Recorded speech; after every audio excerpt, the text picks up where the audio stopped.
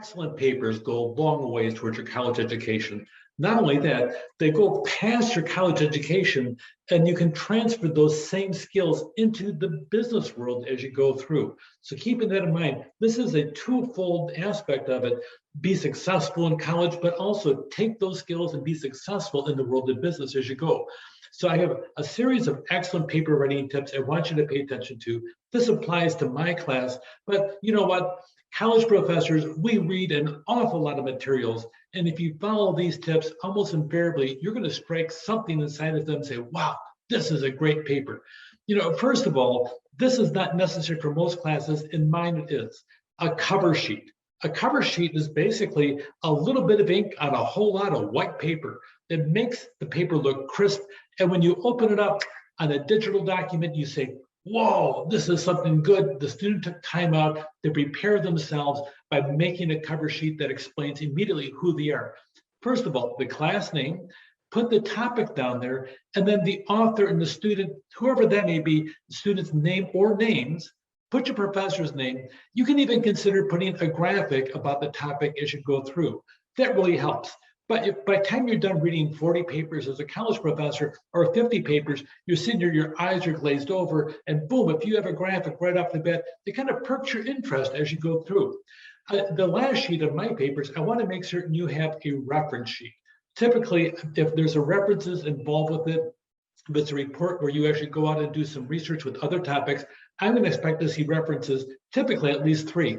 I want them well formatted. It should be the very last page. And the reference sheet and the cover sheet do not count towards your page limitations. If it sits there and says 3 to 5 pages, I'm sorry, don't count the cover sheet, count the reference sheet. I'm talking about material in there as well. And by the way, no typographical errors.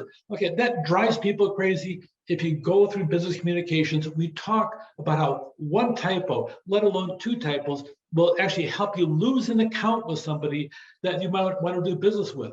By the way, it also, you lose credibility with your professor as well in the process. So make certain no typos, because you're going to go through and edit your paper well before you submit it as your final document. Some of the characteristics have consistent formatting. One of them is your left margin should be nice and straight.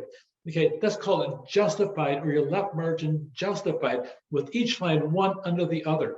And then you want to have what's called a ragged right. You don't want to have straight lines on both sides, because you know what? We like to have a little bit of variety, and that whole thing of one sentence ending here, the next line here, and the next line here, that helps break up the paper and breaks up the monotony of it. And it really is a normal, natural aspect of it.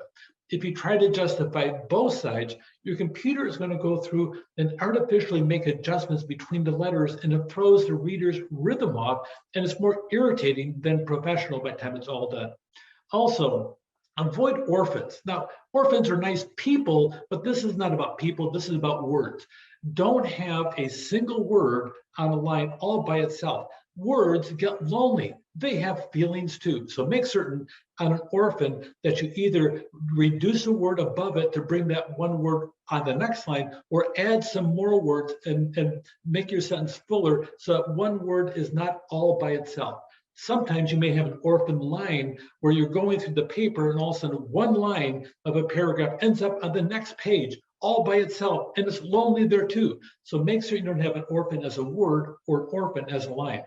By the way, a lot of us are taught using MLA format. You have double spacing as you go through, indented paragraphs. Business papers do not have indented paragraphs. I do not want that on a paper submitted for my classes. This is a business class. Business papers don't have indented paragraphs. We also don't double space on them unless it's the draft. Frankly, on all drafts should be double spaced. Your final version of all documents should be single spaced, and also have double spacing between the paragraphs. So no indentations, single spaced paragraphs, double space between paragraphs. That is the format for the world of business.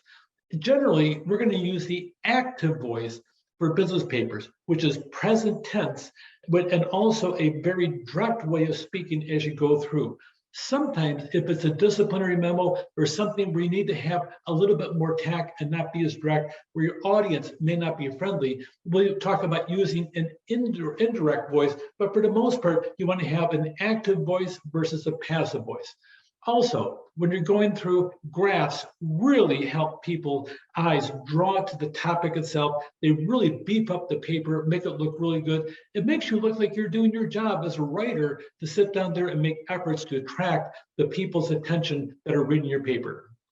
Quoting from other sources, cite your sources in the reference section. You can use the MLA or APA format for citations. Better yet, on the quote itself, frankly, embedding a quote, or actually putting the quote, Gerald S. Seib in the Wall Street Journal on August 17, 2020 says, and you put the quote right in there, you know what? That makes you look really sharp as a student.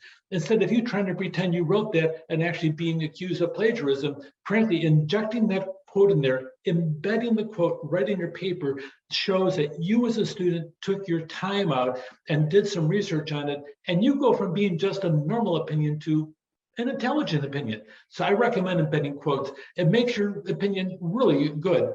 Pictures add clarity to the topic being discussed. This is one of my slides I put in there, talking about balance in communication.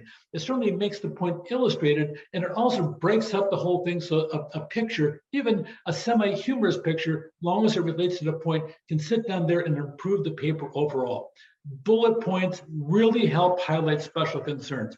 Also, the aspect of numbers as you go through. Numbers help the reader understand the order of things as they go through. This is number one, this is number two. Then all of a sudden you can get the sequence as to how things should be done when it comes down to numbers in the process. Headings, they help an awful lot. My preference is that the heading be on a separate line all by itself, and some kind of bold or underlining to show that is a heading that should go through. And really that heading should help knowing what the content underneath it is being talked about should go through. So a good discussion on the contents, what it's about, embedded quotes bring credibility to paper, use spell check, but don't trust your computer completely. Sometimes you go through and you type a word in and you inadvertently accept that misspelled word into your computer's dictionary. And from that point forward, your computer thinks it's always the right word. I have a problem with the way people spell the word the. I spell the 3 different ways. Some people spell it T-H-E. I like to be creative. Sometimes I spell it T-E-H or H-T-E. Frankly, I always sit down there, my fingers stumble on that word. I don't know why. So I always sit down, I print out the paper and I read it. Every line, especially when I'm submitting the paper myself. It's a good habit to get into. The best paper conclusions, put your best foot forward. At college, especially in the School of Business Science Services, you learn how to become successful in the business world.